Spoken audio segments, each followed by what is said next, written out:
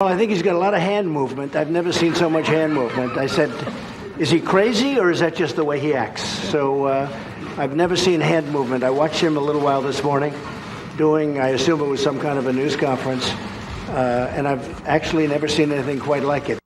So much gesticulating. All right, there are already more than a dozen declared Democrats that Beto will have to beat out to get to President Trump. So how far will he get? Joining me now, former Ted Cruz campaign pollster and CEO of WPA Intelligence, Chris Wilson, is back. So does Beto O'Rourke annoy you as much as he annoys me? Yeah, and I've had to deal with him a lot longer than you have, Kennedy. He's been on my radar for a long time. I'll say two things about him. One is I'll never underestimate him.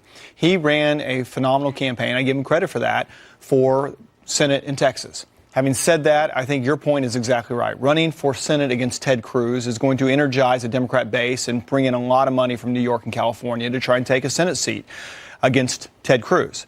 Now, will running against Elizabeth Warren and Bernie Sanders and others help him raise Kamala Harris and Joe Biden. The list goes on and on. The hits keep coming.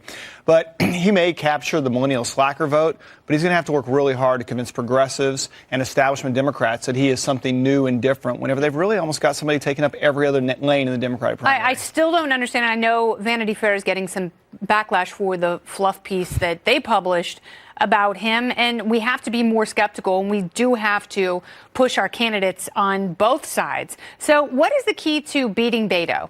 Well, look, there are a lot of things that I think he's about to face the first media scrutiny of his entire career. You're right. Vanity Fair was a great puff piece, but since then, as you said, there's been a lot of backlash on that. And I think what he is about to find out is that the adoring media attention he received while running for the Senate in Texas against Senator Cruz is not going to be the same media attention he's going to receive going around Iowa. Yes. And and there are members of the media who are protective of people like Kamala Harris. That's right. And Bernie Sanders. And when those two camps get together and sort of train their sights on Beto, because, there's been some talk that the Beto's operatives were trying to undermine Bernie. Mm-hmm. And, they're all like, it's going to get dirty and it's going to be below the surface and it's going to be ugly. It is. And the other thing that people forget is O'Rourke didn't do very well in his own primary in Texas. He had two people run against him that spent less than $5,000 between them, and he barely exceeded 60%.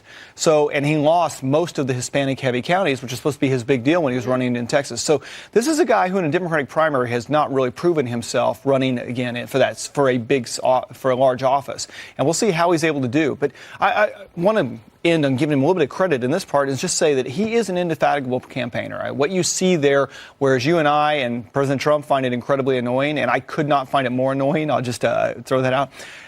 Most Democrat primary voters or Democrat voters do buy into it. And I think it is something that makes him endearing, and it's a different type of energy. Yeah. Having said that, he is a child of privilege. He is not who he represents himself out to be. On some issues, he moved as far to the left as you can possibly be, but he goes off script. And while he's going as far to the left, he's been the energy industries. He's out there saying he's for the Green New Deal, but he's been the energy industry's best friend in the Democratic babbling Beto. And he's had interviews, for instance, with the Washington Post, where he used a lot of words, but he didn't say a damn thing. Yeah, he's really good at And that. as an independent voter, I'm looking at this going, what does he even stand for? Like, what is he saying? At least Elizabeth Warren lets me go, oh, you're going to break up Google and Facebook, and this is how you're going to do it, and that's really stupid. But I give her credit for at least having a battle plan. He's got a whole lot of nothing. It is, and it's whatever the flavor of the month is. Oh, let's abolish ICE because right now it's popular. Oh, let's tear down the wall outside El Paso because there's a bunch of people here that's going to get them excited. A crowbar on them. He's really good at that. Well, yeah. Chris Wilson, thanks so much. Thank you, Kennedy. Great to talk to you.